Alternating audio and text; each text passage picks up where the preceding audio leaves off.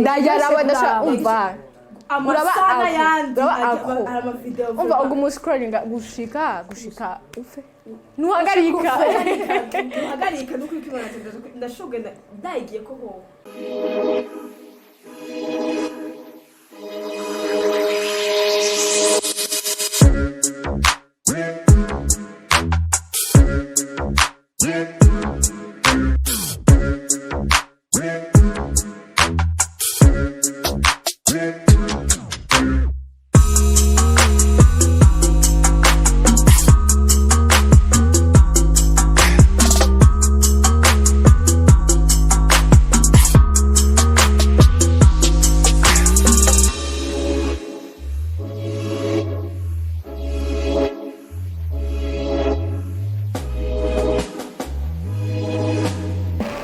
Fam nize ko musomereze neza ariko hadukurikirana mwese kuri Ikirezi TV n'umunsi dusubiye guhura muri F.O.D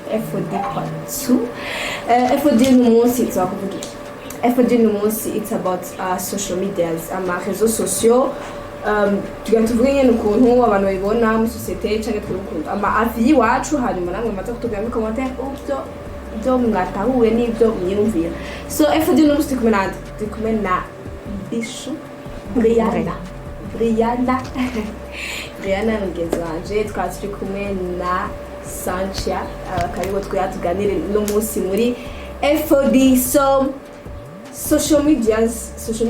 nimba twifashe iki like you twifashe iki kumenyekana amahera wowe ukoresha kwe bon actually je suis pas trop dans ça c'est moi chaque sur mes réseaux sociaux mais bon d'habitude juste pour m'amuser poster des photos quand ndakunda gufata amafoto actually ndakunda gufata babigize umwuga actually justement urahembwa kubera nyene réseaux sociaux gusa je nyene ndakunda gufata amafoto ni photo je nkumva shaka guposta je poste c'est tout bon c'est cyari muganye naje birangyohera ukuntu amafoto nyene gufata amafoto guposta exactement kuko kenzo wanje ko baragira biki we social media zikoresha cyane ya WhatsApp ni social media Facebook WhatsApp yeah ego WhatsApp Instagram nanje nayikoresha na niyo mfise mu telefone niyo mfise na je voilà sinzi yagiye Facebook koresha actually no ihemukira bien sûr Facebook no ihemukira Facebook gira niyo takigira ma updates menshi justement ikoresha Facebook irangyohera nyene ari guta umwanya kuryoherwa uragosha gene Facebook hari kwiki hari kwiki de spécial nk'ukide ko kuri IG kuri Jessica hari amahera ibintu my life yeah wiki that's true gusa naje IG okay iriko ibintu byinshi mu mugabo sinayiboresha gose enfin j'ai réseaux sociaux nkoresha gose TikTok apana yuko ndagira ama TikTok gusa ndajya abadasha umva amasana yandi araba video umva ugu muscrollinga gushika ufe nuhagarika nuko ikibona ndashobwe ndayigiye ko ho amayido umva ariyo TikTok ariyo Netflix ikindi nkoresha ni YouTube nakunda YouTube gose umva mwanya wose ndakunda aba YouTuber jewe actually kandi je naso kwanza n'aba TikToker mbaza ko tujanye no mwiyo zo guhembwa so habayemba mesho muri na Instagram ubwo barahembwa ibaye TikTok yandihenze actually TikTok ahubwo umenyekana cyane kurusha izindi zose so wewe like uko kunda gukoresha FB kurusha IG cyane yes ndayikoresha cyane mbwa ndayikoresha bana kurusha IG mbwa urayikoresha kandi sasa wewe actually abarundi benshi niyo bakoresha FB vraiment enfin just comme yarazimbutse reka kugura just ko kwanza around the world ni Facebook yaskari yambe urataye micro nibaze ko kandi around the world ari Facebook yaskari iri yambere mu gukoreshwa mbwace cyane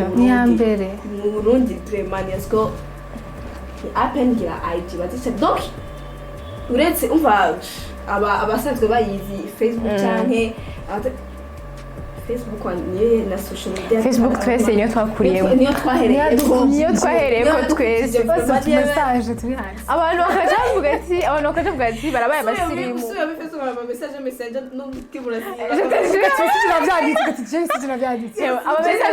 amessage yo muri 2013 yo muri 2017 isoni ushaka mu mpimira mfenge ko mu wa gatanu uje mu gatatu ushushe uvuga ibaze mama girira gote actually umuntu ashatangura kuvuga ati yabaye umusirimu agiye kuri IG kubera ufite ariko abastar umva abastar amakonti yabo nyene kandi rero umva abantu kenshi bakora ibyo abastar bagira ikintu biga football abandi umva rero ko bakoresha IG rigezweho ubu ega je natwe no mu minsi iza no ma année à venir IG zova Facebook mbwa nishobora tade urabibona en fait Facebook c'est la racine y'ibintu byose niyo byose byaje ba kuri Facebook c'est kandi umva na IG niyo muri Facebook ya neji zohera ubu ntiyashushe Twitter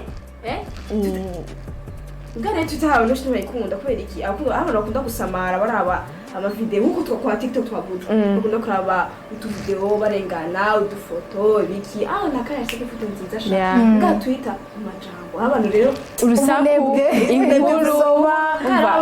ngaya hari gihe nyene haba utuntu trend vuga ko tsikajye kuri news tumize nga utwo twose umuntu aprefera ko atumurungikira kuri WhatsApp akatofera ko biraruhisha wazugiro nk'ikintu kiryoshye Twitter ndayikoresha mugabo najagiye mukwe si yindi nugo telefone wacashikira ukarondera umva atakanuka ka trading nk'ubu nyene inkuru nyene yashushe sanga ko makuru y'ibihugu kavuga uti bon urumva aho ucumva ushaka kuja kwira uvuga ati ariko mugabo naho nyene haravuga ati je uratuma ubintera inkuru hakonja kwira Twitter iraruhisha nukuri iraruhisha ni ibintu tuguza ambwa WhatsApp nayo iraryoshe ntireshaye WhatsApp iraryoshe WhatsApp si kuvuga ngo iraryoshe ahubwo iri niyo yorohereza abantu benshi franchement ugisigura tu peux téléphoner tu peux prendre un message ikagenda ibiki tabaye unite byo vazi abo stika ho rero prema nukuri vaga naze mastika oya mugabo WhatsApp nawe idafise abantu muvugana rero c'est mort kubera nye ni chat umva ni chat urayandikira ntabiki ushobora kuja ngo live ushobora kugira iki juste muravugana n'abantu statut ugashaka ko statut byaheze uretse abantu bakomenta ok nawe ukarabiza abandi ziraheze umva justement uvuga ngare gutangura umuntu muhaye nibara nibaho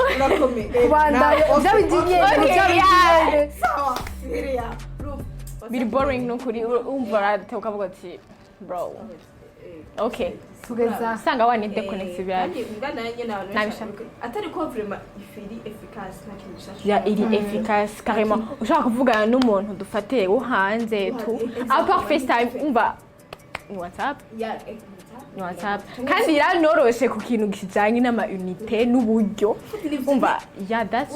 easy iri iroroshe ubuzima sana gusara abantu bana bayiheba kubera ushaka kwifungira nko kwizora we kuva irasamaza sana hari ugira ama group inkuru zikaryoha inkuru zikaryoha ugatera c'est comme ça quoi gusa rero ntuzeya ikindi cya social medias abantu barakunda ama usurpation du temps madame ici présente jewe tubyihorere tubyihoze jewe nta muntu n'umwanya wa konte n'ukuri sindi umusitare ituma abantu bagira ama compte privé hari no ama compte kisuba ko yari private mugabo yarabigize ega nta burukuntu haronka ifoto ya Facebook ho aranazimurusha nitatarafata bazifuse izina cyari hindura witwa ewana Sarah acha kwitari Mireye Aisha erega yaranamuaje ati none kubera iki uruko urashaka amafoto yawe nibiki twese turabizi ko c'est pas toi ni jewe kini acha mubwira ati ngo ntibikuraba ngo ngira ivyo nshatse ngo ngira ivyo nshatse please ndagusabye ugira ivyo nshatse n'amafoto ziwawe yarananyandikiye arambwira ati ngo mugenzi wawe ngo kandi ngo sishaka ngo nta kintu kibi ndakuronderako ibintu yandikira abantu uribaje umva n'umugenzi we n'umuntu bari close hariyo n'abantu ze amafoto shira nko kuri statut ya WhatsApp bisanzwe akayasanga kuri Instagram ukanje sinzi yavuye narumiga kandi rero ikibazo ushobora kugira ngo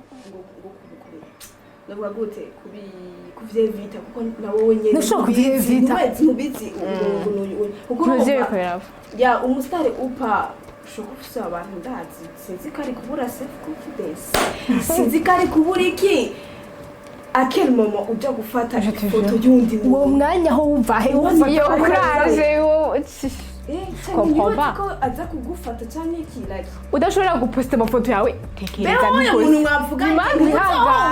abone ko atari wewe yaramubwiye hari umugenzi wanje yamubwiye ati reka tugiye call video ndawe ko ari wewe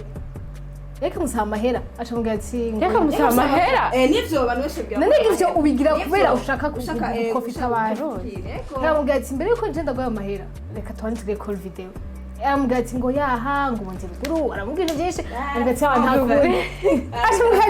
acamubwira ati ya utampaye tutagize call video nta mahera ndakurungikira acara mu bloka mugabo umva arandikira abandi kandi rero hari abantu baca bagwamo nyine ugasanga inota aramurungikiye gutyo kurumva ari nk'abantu batavyiyumvira ari state ariko arakubesha ngo ndakurindire agira ndishira followers uvuga uravuga agira ndishira followers ko afite araposta sana araposta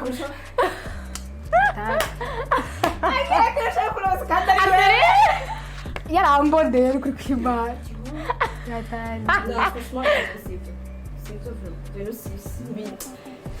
ku muntu wese aza kubona video n'ukuri azi yuko abigira agusabye jewe mumba bari n'ukuri arrête